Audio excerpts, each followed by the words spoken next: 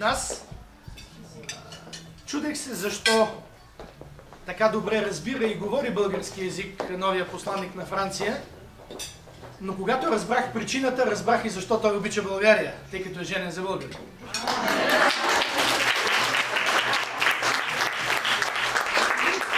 Разбира се, не всички, които сме женени за българки, бихме непременно помислили това, но във всички случаи зная, че това е поне трети или четвърти такъв пример.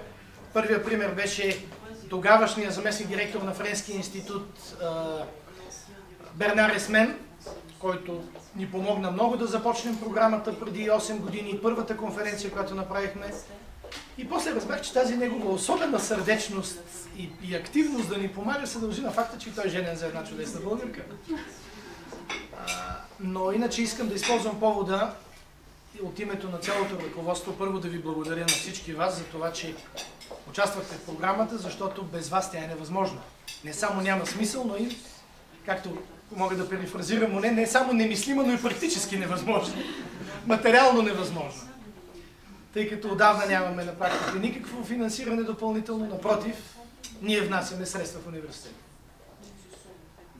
Но благодарение на вас успяваме да оцелеем и даже преди малко професор Крики ми обърна внимание къде е той, има ли кой да му превежда чудесно, че казва много изобилен коктейл тази година Атанасия направил, казва може би, защото тази година бюджета беше най-малък. Но утешителното е, че следващата година ще е още по-малък, тъй като се записаха малко по-малко, отколкото бяхте вие, 50 и няколко души. Разбира се, също добри като вас, надявам се. И второто, което на всяка цена държа да кажа, е да ви помоля от името на всички нас и най-вече от свое име да ни извините за всички слабости, за проблемите, за това, че може би на моменти сме били прекалено взискателни и поради това сме изглеждали груби към вас, макар че много сме се старали да ви късаме нежно и с любов. Много ми се иска да вярвам, че разбирате защо това е било необходимо.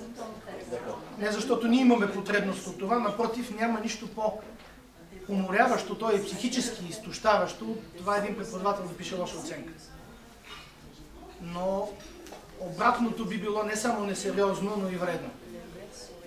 И мисля, че всъщност, убеден съм даже, надявам се и вие да сте убедени, че най-малкото, което има значение в тази програма, а въобще в учението, са оценките. Хубаво е, когато оценката е високо признание за добър резултат и усилия, но много по-важно това, което е останало в съзнанието. И дано наистина след време имате чудесната възможност в професионалната си работа да оцените това, което в тази една година сте получили. И тъй като съм сигурен, че ще го оцените бързо, продължавайте да си следите имейлите всеки ден, тъй като ние продължаваме да правим нови и нови неща. Може би ще започнем с Министерството на финансите една нова магистърска програма Европейски публични финанси, където голям акцент ще има факултета юридическия на университета в Люксембург, които са много силни по публични финанси, включително и по финансово-наказателно право. Следете имейлите също за нашите пътувания и други събития, конференции, които правим. И тези от вас, които имат нагласа да участват в пътуването сега през декември, моля ви не по-късно от утре пратете имейл за намерения, за да можем да си вършим и ние работа. Знам, че около 25-30 души от вас ще се включат, но ако се сетят да го направят след 2 седмици, ще е късно. Утре или до понеделник пратете имейл, за да знаем с колко човека разполагаме да можем да работим. Защото предстои едно уникално пътуване. Уникално пътуване. 15 града за 8 дни, включително Лондон и Франкфурт. Просто не само не е за изпускане грехота, ако се пропусне, защото пък това си е вашето пътуване на вашия випуск тази година.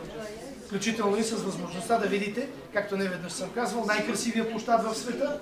И това не го твърдя аз, това го твърдят американците.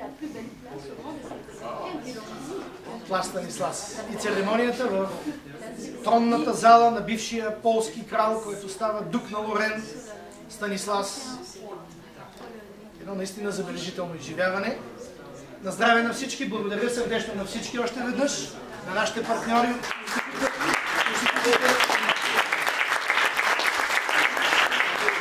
Новия директор на Френския институт, господин Робер.